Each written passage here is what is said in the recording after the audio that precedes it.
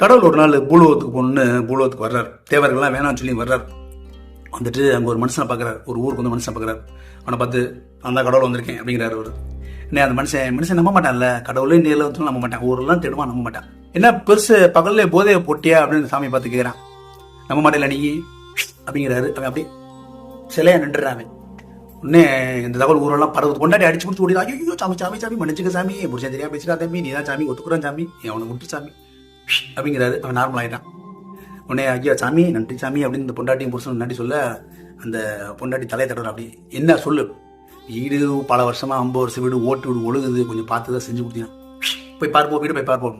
வீடு வந்து பார்க்குறா பங்களா, சும்மா காங்கிரீட் பில்டிங், பக்காவா பெயிண்ட் அடிச்சு புதுசாக இருக்கு, ஒருலாம் தகவல் பரவுது, எல்லாம் லைன் கட்டி நிற்கிறான் கடவுள் முன்னாடி. எனக்கு இது வேணா அது வேணும், இது வேணா அது வேணும். ஒருத்தன் 2 தடவை 3 தடவை வர்றேன், 3வது தடவை வரலாம். எழுத்தோட்டுக்காரனுக்கு டிவி 55 இன்ச் டிவி கொடுத்துருக்கோம், எனக்கு ஒரு பழைய டிவியாக இருக்கும், எனக்கு ஒரு 50 டிவி கொடு, பக்கத்துக்கு நான் அது கொடுத்துருக்கேன், எனக்கு ஒருத்தரும் இதை கொடு அதை கொடுத்தோம் டயர்டாயிராரு கடவுள். ஐயோ நொந்துறாரு. 4-5 நாள் ஆச்சு, ஒன்றுக்கு போக முடியல, 2 பாத்ரூம் போக முடியல, குளிக்க முடியல, தூக்க முடியலடா. அதெல்லாம் அவனுக்கு ஒன்றும் வராது சாமி, டே எனக்கு வரும்டா, எல்லாம் நம்ப மாட்டேங்கிறாங்க. நொந்து போய் திருப்பி தேவர்களை கூட்டுறாரு. நான் ஒளியணும், எங்கேயாவது போய் இவங்க கிட்ட மறைஞ்சு போயிருந்து இதான் சொல்லுங்க. தேவையில்ல முடியும், இமயமலை போ, அங்கே போங்க, எங்கே போனால் மனுஷன் வந்துடுவான், கண்டுபிடிச்சிக்கலாம்.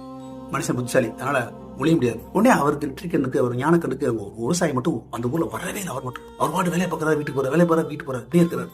அவரை கூட்டுவாங்க, அவர் தான் அந்த கேள்விக்கு சரியான பதில் சொல்லுவார்னு தேவர் அனுப்புறாரு. தேவர் போகிறாங்க, கடவுள் கூட்டாரோனே உச்சி வெயில் வரப்போகுது, உழுது முடிக்கணும், முடிச்சுட்டு சாயங்காலம் ஃப்ரீயாக இருப்பேன் வந்து பார்க்குறேன்னு சொல்லு. யோ கடவுள் யா என்ன நீங்கள் யாரா இருந்தாலும் நிலைமை வேணா நீ வந்து உழுகு, நான் போய் பார்த்துட்டு வரேன். ஐயோ எங்களுக்கு இந்த வேலை தெரியாது, போகிறாங்க கடவுள்கிட்ட சொல்கிறாங்க. கடவுள் நானே போய் நேரில் பார்க்குறேன் அப்படின்னு சொல்லிட்டு அப்படின்னு வரப்போ உட்காந்துட்டாரு. ஐயா சாமி நீங்கள் மட்டும் எனக்கு பார்க்கவே இல்லை அப்படின்னு இவர் கடவுள் வந்து அவரை சாமி கூப்பிட்றாரு. இந்த பெரியவர் ஏன்னா ஏன் பார்க்கலன்னு, நீ தான் நான் தான் நீ, அப்படின்னா நீ என்ன பார்க்கறது, உன்ட்ட என்ன கேட்கறது, நீ என்ன கொடுக்குறது, நான் என்ன எடுக்கிறது, எல்லாம் ஒன்று தான். அப்படின்னு இந்த என்னோட கேள்விக்கோட சந்தை நீ தான் சரியான பதில் சொல்லுங்கன்னு, நான் ஒளியணும் எங்கேயா போய் எங்கே போய் ஒளியிறது அப்படின்னு மனுஷனுக்கு ஓட முடியும். அப்போ பெரியவர் சொல்கிறாரு, மனுஷ பையன் வந்து கடைசி வரைக்கும் 2 விஷயத்த வெளியே தான் தேடுவான். ஒன்று சந்தோஷம் மகிழ்ச்சி, 2வது கடவுளாகி நீ.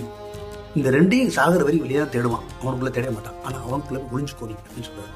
அருமையான ஐடியான்னு கடவுள் வந்து எப்பயுமே ஆசீர்வாதம் பண்ணுவார். விவசாயம் கட்டி பிடிச்சிக்கிறார், சகதியாக இருக்குது, கட்டி பிடிச்சி அவரை முத்தம் கொடுத்துட்டு போகும்போது உனக்கு என்ன வந்து சொல்லு அப்படின்னு கேட்குறாரு. அந்த பெரியவர் பார்த்து முதல்ல தான் சொன்னேன், நீ தான் நான் தான் நீ என்ன கொடுக்குறது, நான் என்ன எடுக்கிறது, எனக்கு இருக்கு, நல்லா உழுதுக்கிறேன், எனக்கு சந்தோஷமா இருக்கேன், நீ போயிட்டு வா, ஒளிஞ்சுக்கோ. போய் மனுஷனோட உள்ளுக்குள்ள மனசுக்குள்ள ஒளிஞ்சிடுறாரு. மனுஷன் அன்னையிலேருந்து கடவுளை மகிழ்ச்சியை சந்தோஷத்தை தேடிக்கிட்டே இருக்கான், தேடுகிறான், இன்னும் தேடுவான். நல்ல சிந்தனைகளை விதைப்போம், நம்பிக்கை வளர்ப்போம்.